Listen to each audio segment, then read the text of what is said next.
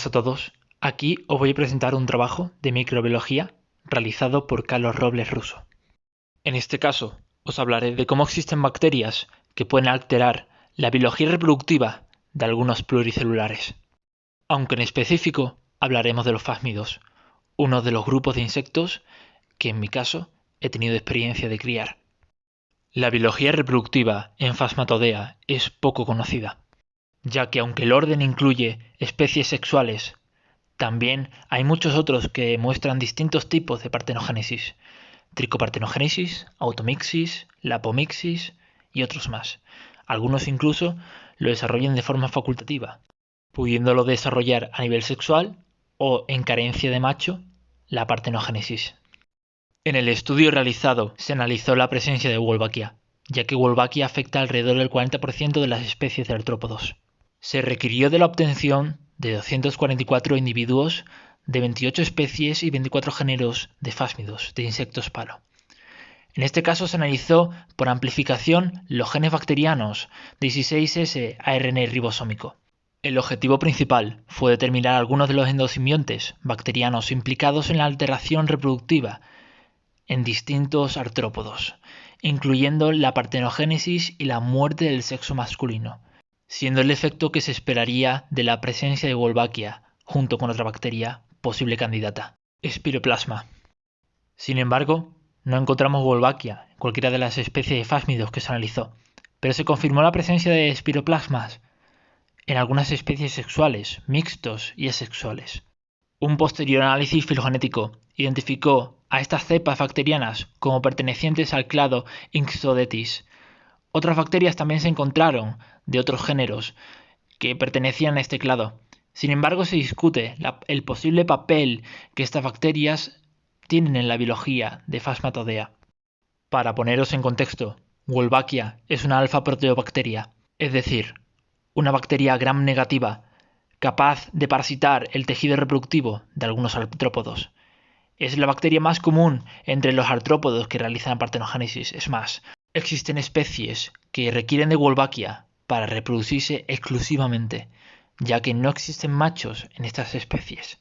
Incluso en especies con los dos sexos presentes que presentan la bacteria, incluso esta puede llegar a matar en el desarrollo a los machos, haciendo que el porcentaje de machos sea ínfimo.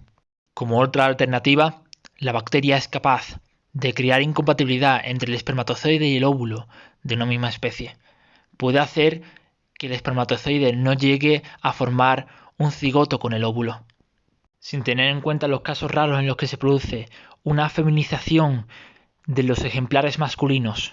Sabiendo la conducta de esta bacteria, empezamos a estudiar la posibilidad de que esta bacteria estuviese presente en los fásmidos, ya que, como he podido comprobar yo empíricamente criando Midoriides transdentata, obtengo un 23% de machos en toda la descendencia que obtengo de más de 273 crías que he producido este año, lo cual da un porcentaje inferior al 50% que se esperaría en la producción tanto de hembras como de machos, y en el caso de machos pues se descompensa, lo cual puede dar la posibilidad de la existencia de una bacteria parecida a Wolbachia o siendo Wolbachia la que produce esta discordancia entre el número de sexos en la especie.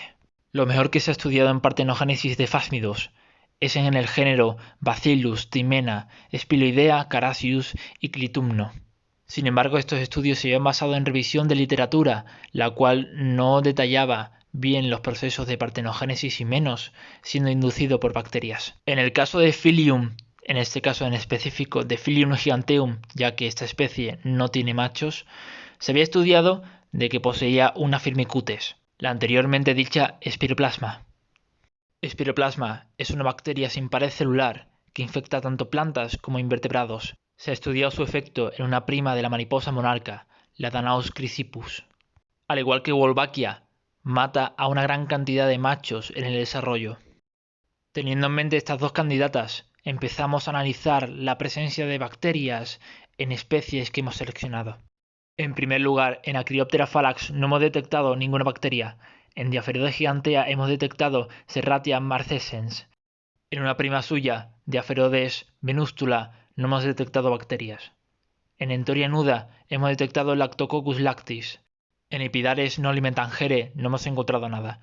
En Euricanta calcarata hemos detectado Lactococcus y Enterobacter. En Statosoma terratum no hemos encontrado nada. Sin embargo, es una especie que puede realizar la partenogénesis y no sabemos realmente por qué es capaz de hacerlo. En Hypocyrtus citrus no hemos encontrado nada. Tiene reproducción sexual únicamente. En Leptinia montana encontramos 3 tipos de bacterias. En Lonchodes no encontramos nada. En Medoridea extradentata encontramos Lactococcus lactis y Copriovidus. En este caso encontramos que es una especie con capacidad de partenogénesis facultativa. En Nesilochus latifemur no encontramos nada, es estrictamente sexual. En Neoriacea maerens encontramos Rhinella aquatilis y Serratia, una especie que no conocemos de Serratia, y esta aparentemente tiene capacidad de partenogénesis. Yo nunca he criado esta especie, pero tiene capacidad de partenogénesis por lo que se especifica. En Parapachimorpha soproi encontramos que hay partenogenética y sexual, pero sin embargo no encontramos bacterias. En Periphetes forcipatus es sexual, pero encontramos Brevibacterium. En Perphasma cultei es sexual, no encontramos nada. En Phanopharos cauyensis, que es estrictamente partenogenético, que además estoy criando esa especie, tiene Copriavidus. Y luego, ¿qué más? En Farmacia ponderosa es sexual, posee Serratia maerensens de bacteria. Luego en Phyllium no, realmente no, la única que posee bacteria que hemos detectado es en Phyllium westwoodi, que es Serratia y Copriavidus. O sea, en todas las especies, tanto en Phyllium giganteum, en Jacobsoni, en Philippinicum, que son especies que pueden hacer partenogénesis, no encontramos nada. Aunque sí que es verdad que en Giganteum encontramos en su caso anteriormente lo que mencionaba en la literatura a Spiroplasma, pero en este caso no me he encontrado nada.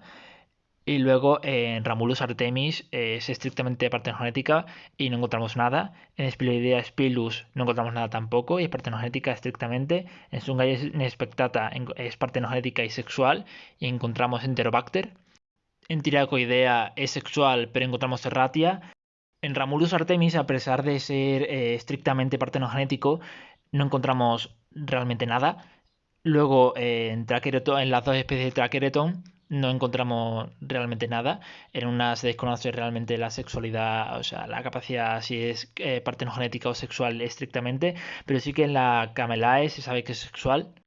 Y poniendo estos datos sobre la mesa, nos encontramos con muchas contradicciones, muchas discordancias y muchas incógnitas acerca de qué finalidad tienen algunas bacterias. Hay correlación en cierta medida con algunas especies partenogenéticas con la presencia de Serratia y Coprevidus, pero realmente no se conoce todavía la relevancia de estas bacterias, de estas eubacterias que están presentes en la genitalia de estos fámidos. Para la detección de estas bacterias se ha utilizado un marcador que es el fragmento 16S ARN ribosómico, por el cual se ha realizado la PCR y su posterior electroforesis. Y se ha observado pues estas especies que hemos mencionado. Además se ha utilizado la plataforma online BLAST, la cual se ha obtenido esta base de datos y la que hemos podido comparar con las secuencias obtenidas y con ello pues saber la especie a la que nos enfrentábamos y si había presencia de Wolbachia o de Spiroplasma. Al intentar encontrar Spiroplasma encontramos que varias especies de fásmidos presentan esta bacteria, y es en el caso de Ramulus artemis, Nerisea maerens, Spiloidea spilus, Entoria nuda y Leptinia montana. Y ello, pues, podría ser lo inicial para cuadrar la partenogénesis en unas pocas especies a las que hemos podido estudiar y en las que hemos podido correlacionar la partenogénesis con la presencia de Spiroplasma. Aunque, discutiendo los datos, no llega a ser significativo, ya que en el 7% de los individuos y el 25% de las especies analizadas, de las 5 especies, esta bacteria producía estos efectos que se esperaría a nivel partenogenético. Sin embargo, esta incidencia es variable, de entre el 5 y el 90% de las hembras infectadas.